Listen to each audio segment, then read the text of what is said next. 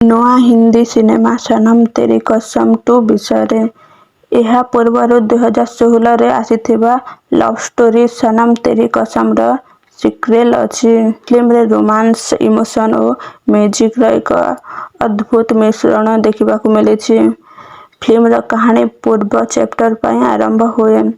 ଅରୁଣ ଏବଂ ସାରା ମଧ୍ୟରେ ଏକ ଭଲ ପାଇବା ଦୁନିଆ ଗଢ଼ିଯାଏ, କିନ୍ତୁ ତାଙ୍କର ଗତପୃଷ୍ଠା ଓ ଭିନ୍ନ ପରିବେଶ ଏହି ସମ୍ପର୍କରେ ଅନେକ ବାଧା ଆଣିଦିଏ। ଫିଲ୍ମର ଆଗକୁ ବଢ଼ିବା ସହିତ ଆପଣ ଦେଖିପାରିବେ ବାଧାକୁ ଜୟ କରନ୍ତି ଏବଂ ତାଙ୍କର ଭଲ ପାଇବା କିପରି ଏକ ଅବିସ୍ମରଣୀୟ। ସାରୁ ମାନେ ସରସ୍ୱତୀ ଯିବା ଦିନ 6 ବର୍ଷ ହୋଇଯାଇଛି। ଇନ୍ଦର ଏବଂ ଜଣେ ନିରାଶ ଶାନ୍ତ ଜୀବନ ଜିଉଛନ୍ତି। ସେ ପ୍ରତିଦିନ ସାରୁଙ୍କ ଶ୍ମଶାନ ଗଛରେ ଯାଉଛନ୍ତି ଏବଂ ତାଙ୍କର ନାମରେ ଡାଏରୀ ଲେଖୁଛନ୍ତି। ସେ ଏ ପର୍ଯ୍ୟନ୍ତ ବିବାହ କରିନାହାନ୍ତି। ତାଙ୍କ ଭାବନା ଏବେ ବି ସାରୁ ପାଇଁ ଅତୁଟ।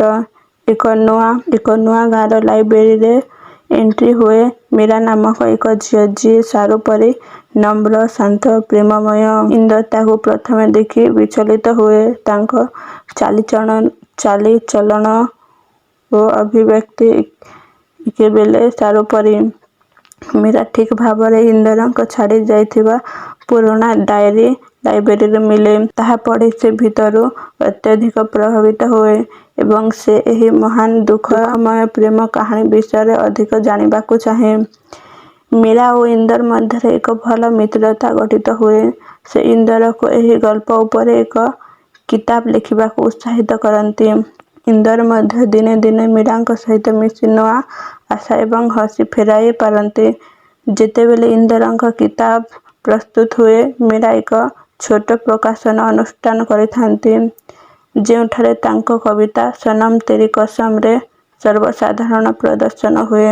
ଇନ୍ଦର ସାରୁଙ୍କ ସ୍ମୃତି ଆଉ ଏହି ପ୍ରେମର ଶ୍ରଦ୍ଧାଞ୍ଜଳି ଦେଖି ଅଶ୍ରୁପୂର୍ଣ୍ଣ ହୁଅନ୍ତି। ସେ ସାରୁଙ୍କ ଶ୍ମଶାନ ପାଖକୁ ଯାଇ ଗ୍ରନ୍ଥଟି ରଖିଦିଅନ୍ତି। ତୁମ ପାଇଁ ଲେଖିଥିଲି, ଏବେ ଆଉ ଲୋକେ ତୁମକୁ ଭଲ ପାଇବେ। ସେ ଏକ ସ୍ୱପ୍ନ ଦେଖନ୍ତି ଯେଉଁଠି ସାରୁ ହସି କହୁଛନ୍ତି, ଇନ୍ଦର, ତୁମେ ବଞ୍ଚିବାର ଅଧିକାର। ପୁଣି ଜୀବନ ଆରମ୍ଭ କର।